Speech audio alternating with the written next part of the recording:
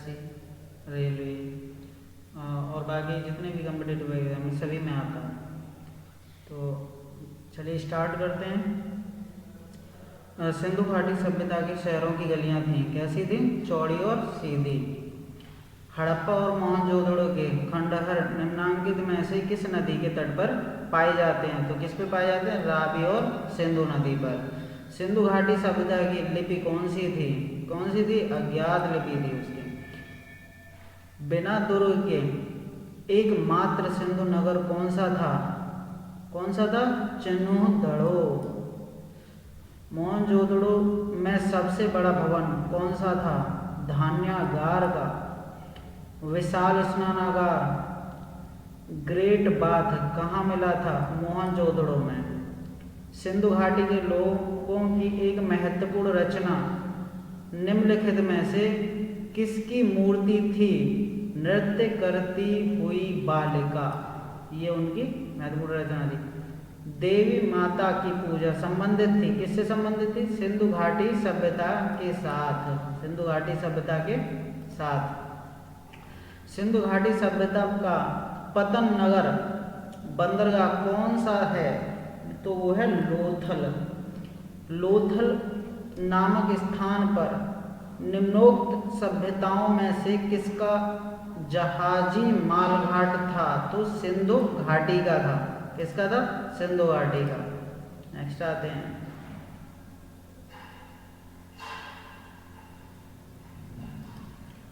सिंधु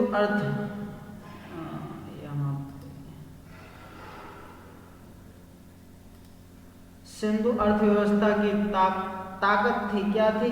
कृषि। सिंधु सभ्यता के टेराकोटा में निम्नलिखित में से कौन सा पालतू जानवर विद्यमान नहीं था? तो वो थी गाय। देवी माता की पूजा संबंधित थी, किससे संबंधित थी? सिंधु घाटी सभ्यता के साथ। वैदिक आर्यों का प्रमुख भोजन था, क्या था? दूध और उसके उत्पाद।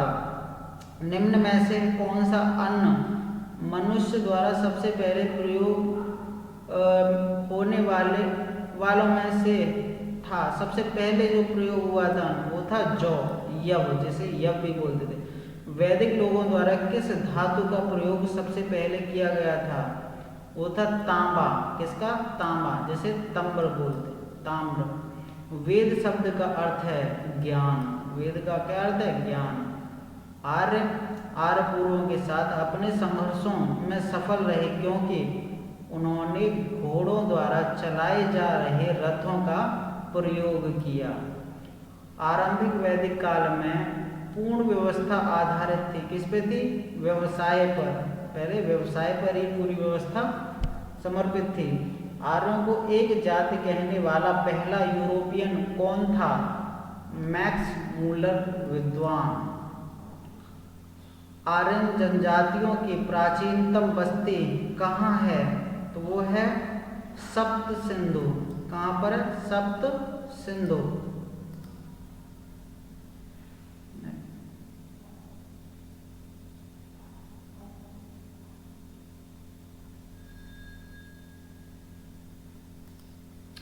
निम्न में से कौन सी जनजातीय सभा सामान्य रूप से जनजातीय सरदार मुखिया के चुनाव में शामिल होती थी?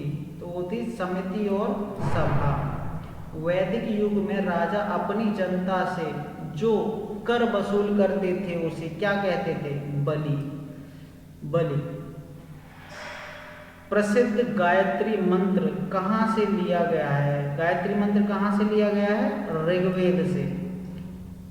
भारतीय प्रतीक पर उत्कीर्ण सत्यमेव जयते लिया गया है। सत्यमेव जयते जो भारतीय प्रतीक है, शेर का निशान है, उस पर सत्यमेव जयते जो लिखा हुआ है वो किससे लिया गया है? मुंडक उपनिषद से। मुंडक उपनिषद से। निम्न में से किस विदुषी ने वाद विवाद में अजय याज्ञवल्क्य को चुनौती दी थी? तो गार्गी ने दी थी। गौतम बुद्ध का जन्म स्थान था, क्या था? लुम्बिनी। गौतम बुद्ध का जन्म स्थान किसके द्वारा अंकित किया जाता है? अशोक मौर्य का रुक्मिणी देवी स्तंभ। किसका? अशोक मौर्य का रोमनदेही स्तंभ। बुद्ध किस वंश से संबंधित थे? तो शाक्य वंश से। प्रथम बौद्ध परिषद कहाँ आयोजित की गई थी? तो प्रथम बौद्ध कहाँ आयोजित की गई थी? राजगृह में। कहाँ पर? राजगृह में।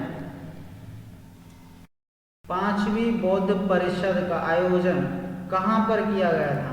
तो वो हर्ष। बुद्ध का अर्थ है, बुद्ध का क्या अर्थ है? ज्ञान प्राप्ति। बौद्ध धर्म ने समाज के दो वर्गों को अपने साथ जोड़कर एक महत्वपूर्ण प्रभाव छोड़ा। ये वर्ग थे स्त्रियां एवं शूद्र। बुद्ध ने अपना प्रथम वचन कहाँ दिया था? कहाँ पर दिया था? सारनाथ में उन्होंने प्रथम वचन दिया था। धातु से बने सिक्के पहले प्रकट हुए थे। कहाँ पर प्रकट हुए थे? बुद्ध के काल में धातु के सिक्के। प्रारंभिक बौद्ध धर्म ग्रंथों की रचना किसमें की गई थी? किसमें की गई थी? पाली पाठ में। पाली भाषा होती है उसमें की गई थी। प्रारंभिक बौद्ध साहित्य किस भाषा में रचे गए थे? तो वो पाली भाषा में ही रचे गए थे। बौद्धों के पवित्र ग्रंथ का नाम क्या है? त्रिपिटक। क्या नाम है? त्रिपिटक। बौद्ध धर्म में बुल का संबंध बुद्ध के जीवन की किस घटना के साथ है? तो जन्म के साथ। बुल का जो साइन है वो बुद्ध के जन्म से संबंधित है। भारत में 5वीं शताब्दी के प्राचीन विश्वविद्यालय की स्थापना कहाँ की गई थी? नालंदा में की गई थी। बुद्ध को प्रबोध कहाँ प्राप्त हुआ था? प्रबोध यानी कि ज्ञान कहाँ पर प्राप्त हुआ था? तो बोध गया में। बुद्ध धम्म और संघ मिलकर कहलाते हैं त्रिरत्न। क्या कहलाते हैं? त्रिरत्न। इच्छा सब कष्टों का कारण। इसका प्रचार करने वाला धर्म कौन सा है? बुद्ध धर्म। कौन सा है? बुद्ध धर्म। बुद्धों के पवित्र अवशेषों पर निर्मित गुंबदाकार छत वाली अर्धगोलाकार संरचना को क्या कहते हैं? क्या कहते हैं? स्तूप। स्तूप कहा जाता है उसे। बुद्ध की मृत्यु किस वर्ष में हुई थी? तो उनकी मृत्यु जो हुई थी 483 ईसा पूर्व। भारतीय इतिहास के निम्नलिखित युगों में से किसके दौरान क्षत्रिय एक विशिष्ट पहचान रखते थे? तो वो रखते थे बुद्ध के युग में। महावीर कौन थे? महावीर कौन थे? वो 24वें तीर्थकार थे महावीर। भारत में जैन धर्म का संस्थापक कौन था? जिन्होंने जैन धर्म की स्थापना की वो थे महावीर। वर्धमान महावीर ने परिनिर्वाण कहाँ प्राप्त किया? परिनिर्वाण यानी कि उनकी मृत्यु कहाँ पे हुई थी? पावापुरी में। पावापुरी में उनकी मृत्यु हुई थी। परिनिर्वाण उन्होंने प्राप्त किया था। जैन साहित्य को क्या कहते हैं? जैन साहित्य को कहा जाता है अंग। प्राचीन भारत का प्रसिद्ध वह शासक कौन था जिसने अपने जीवन के अंतिम दिनों में जैन धर्म अपना लिया था? जैन धर्म उन्होंने ग्रहण कर लिया था, वो थे चंद्रगुप्त। चंद्रगुप्त। दक्षिण भारत में प्रसिद्ध जैन केंद्र स्थित है। कहाँ पर है? श्रवण बेलगोला, जो कि कर्नाटक में है।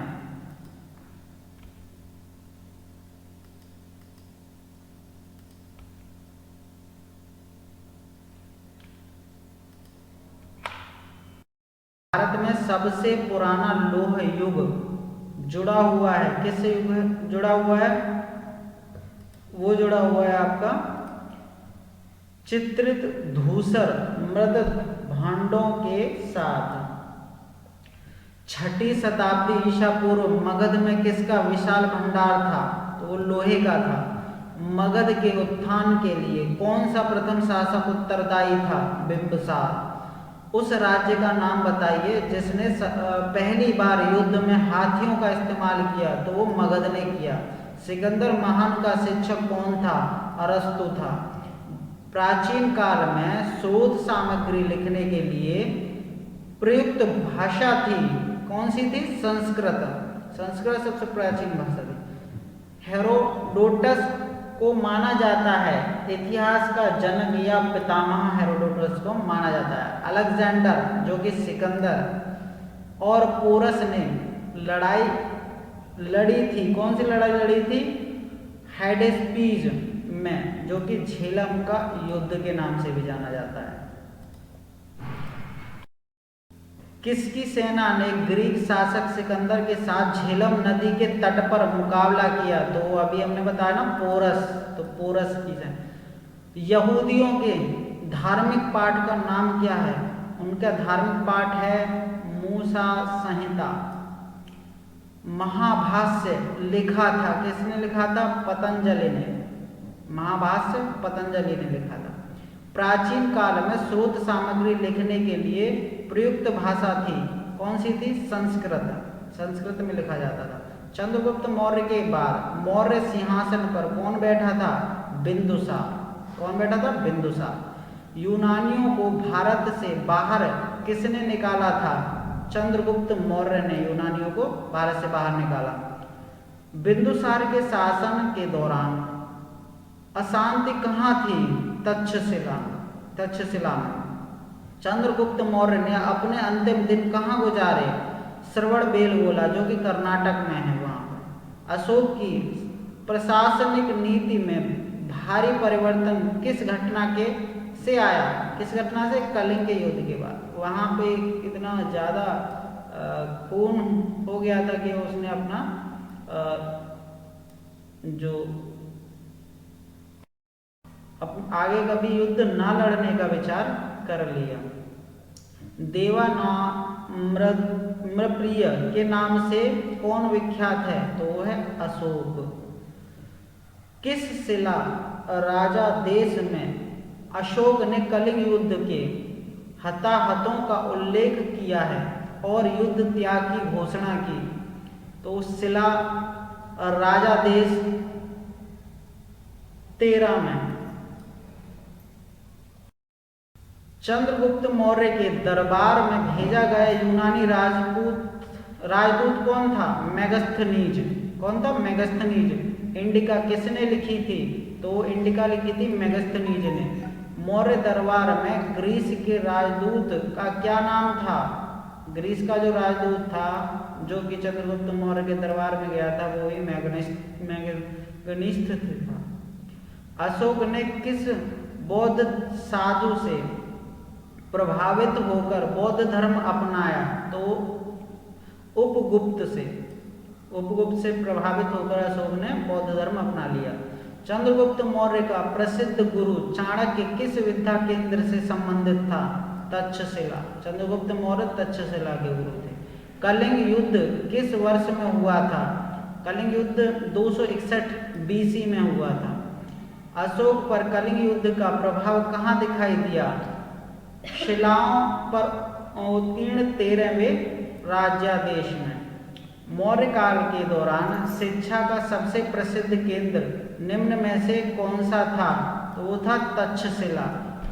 अर्थशास्त्र के लेखक किसके समकालीन थे?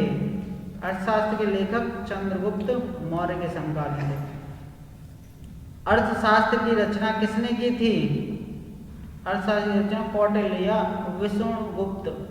कौटिल्य के नाम से जाना जाता है या फिर विष्णुगुप्त के नाम से। अशोक के शिलालेख किस लिपि में खुदे हुए हैं? तो ब्राह्मी लिपि में अशोक के शिलालेख खुदे हुए हैं। निम्न में से किसने और कब पहली बार अशोक के शिलालेखों का अर्थ स्पष्ट किया था? वो किया था 1837 में जेम्स प्रिंसेप ने। किस प्रसिद्ध शासक को शिलालेखों का जनक कहा जाता है? तो अशोक को कहा जाता है। अशोक ने शिलालेखों की स्टार्टिंग की थी, स्टार्ट किए थे, इसीलिए अशोक को शिलालेखों का जनक कहा जाता है।